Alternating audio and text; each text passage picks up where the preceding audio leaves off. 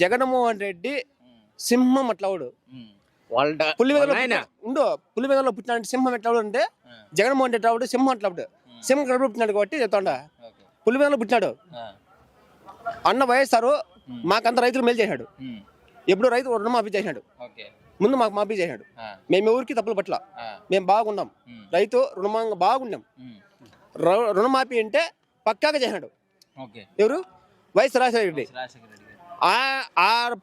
దీన్ని అన్న ఆశ్రయంగా తీసుకొని మా జగన్మోహన్ రెడ్డి గారు అది అమ్మఒడి, వైఎస్ఆర్ ఆరోగ్యశ్రీ, 108 అన్ని తీసడం ఏమంటే మా తండ్రి ఊరు వైఎస్ఆర్ రాజశేఖర రెడ్డి ఆ తండ్రి తీసుకొని ఆ పథకాలన్నీ పెట్టినాడు అంటే మా జగన్ పెట్టినాడు కాబట్టి ఇప్పుడు కూడా కుప్పంలో కూడా దొంగ చంద్రబాబు నాయుడు వాడు దొంగ ఏం చేశాడు తెలిసిన దొంగ మరి చేసి ఓట్లు వేసుకున్నాడు కానీ మిమ్మల్ని ఊరికి ఇవ్వడం లేదు. ఎవరికి కానీ లబ్ధం లేదు. ఎవరికైనా లబ్ధం లేదు చెప్పండి. రుణమాఫీ చెప్పచ్చు. నేను రుణమాఫీ ఇస్తా. రుణమాఫీ ఎవరికి కానీ ఒక్కటి కూడా లేదు. సరే ఇప్పుడు మరి 175కి ఎన్ని వస్తాయి అంటావు? మీ అభిప్రాయం ఏంటి? మా అభిప్రాయం అంటే మా జనాల్లో మాకు బాగుంటది. మేము వేస్తాం. మా అన్న చెప్పుకోండి 170 కూడా చెప్పండి. పనికిరాళ్ళు ఎవరైనా మాట్లాడుకోండి. మాదంతా పనుల సంబంధం లేదు. ఆడవాళ్ళు ఎవరైనా మాట్లాడుకొని మగవాళ్ళు ఎవరైనా మాట్లాడుకొని అక్క చెల్లెళ్ళు ఎవరైనా కానీ అన్నదమ్ములు ఎవరైనా కూడా కానీ తాత ఓ గారు కానీ చిన్న పెద్ద ఎవరైనా కానీ మాట్లాడుకున్న తర్వాత పింఛని మా అన్న ఇస్తా ఉండాలి లేదా? మా తండ్రి వైఎస్ఆర్ మొత్తానికి ఇప్పుడైతే గెలిపించుకుంటా అంటావు జగన్? మాది పక్కా.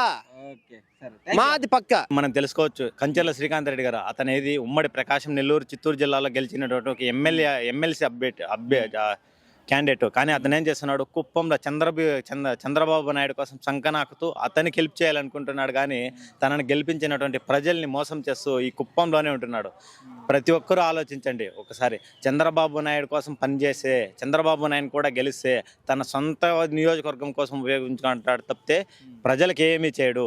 కాబట్టి అందరూ గారు ఈ ఊరికి ఇప్పటికి చాలా సార్లు గెలిచారు. ఇక్కడ కుప్పంలో ఎలా డెవలప్ చేశారు? జగన్ గారు వచ్చిన 5 ఏళ్లలో ఏం చేశారు? చంద్రబాబు నాయుడు గారు ఏదైనా చూడండి, కుప్పం మున్సిపాలిటీలో కూడా వైసీపీ క్లీన్ స్వీప్ చేసింది. ఎందుకంటే మన పెద్దరెడ్డి రామచంద్రారెడ్డి గారు ఇక్కడ చొరవ తీసుకొని ఎంతో దొంగ ఓట్లను తొలగించి తనకున్నటువంటి నైపుణ్యంతో గెలిచారు. చంద్రబాబు నాయుడు ప్రతి ఒక్కసారి తమిళ దొంగ ఓట్లతోనే గెలిచాడు తప్పితే ఏ రోజు కూడా ఇండివిజువల్ గా గెలవలేదు.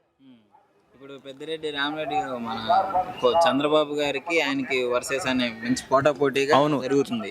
ఇప్పుడు చిత్తూరు జిల్లాలోనే జన్మించారు ఎవరు? పెద్దిరెడ్డి రామచంద్రారెడ్డి గారు, చంద్రబాబు నాయుడు గారు. ఏ రోజైనా ఒకే కాలేజీ ఏ రోజైనా కానీ చంద్రబాబు నాయుడు గారు చిత్తూరు గురించి ఆలోచించారా? తన కోసం పనిచేసే వ్యక్తుల గురించి మాట్లాడారా? ఏ రోజు మాట్లాడలేదు. అదే మన పెద్దిరెడ్డి రామచంద్రారెడ్డి గారు అయితే తన కారు డ్రైవర్ నుంచి కార్యకర్త వరకు ఏ ప్రాబ్లం జరిగినా నడి రాత్రి అయినా కూడా వాళ్ళని పట్టించుకుంటారు. కాబట్టి ఆయనకు జనాదరణ ఉంది. కాబట్టి ఉమ్మడి చిత్తూరు జిల్లాలో ఉన్నటువంటి 14 నియోజకవర్గాల్లో 13 నియోజకవర్గాలు ముందు ఎన్నికల్లో గెలిచారు. ఈసారి ఉమ్మడి చిత్తూరు జిల్లాలో ఉన్నటువంటి 14 నియోజకవర్గాల్లో వైసీపీ జెండా ఎగరబోతుంది. మీరు రాసి పెట్టుకోండి. అయితే ఇప్పుడు మొత్తానికి అంటే 175 మాకే అంటున్నారు. 175 కూడా గెలుస్తారు. ఇది అపోజిషన్ నుంచి ఎలా ఉందంటే ఈసారి అంతా పైకే భయపడి కేకలు పెడుతున్నారు. వాళ్ళంతా ఒకే ఆర్భాటం చేస్తున్నారు కానీ ఏమీ లేదు. మొత్తం డొల్లా. ఎలక్షన్ అయిపోతే ఎవరి పాటికి వాళ్ళు వెళ్ళిపోతారు. పవన్ కళ్యాణ్ కూడా పత్తా దొరకడు ఈసారి. ఎక్కడ పోతాడో తెలీదు.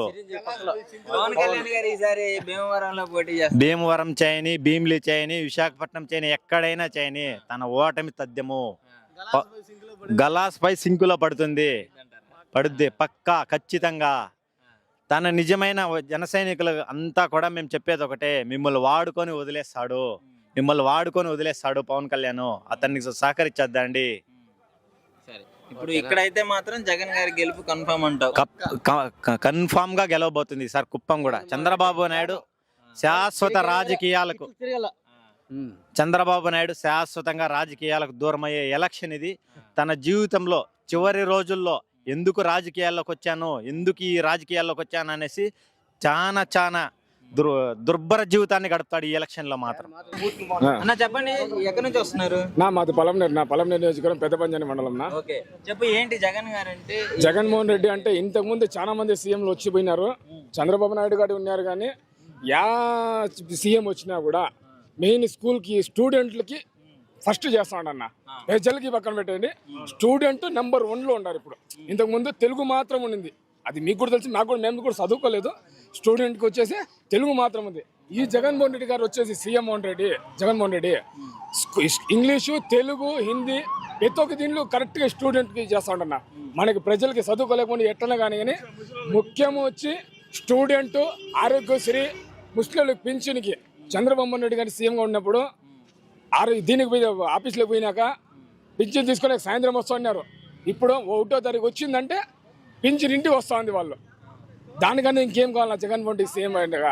దీనికన్నా మంచిది ఏముంది? నాకు ఉండేది నేను పోయి పని చేసి కుప్పము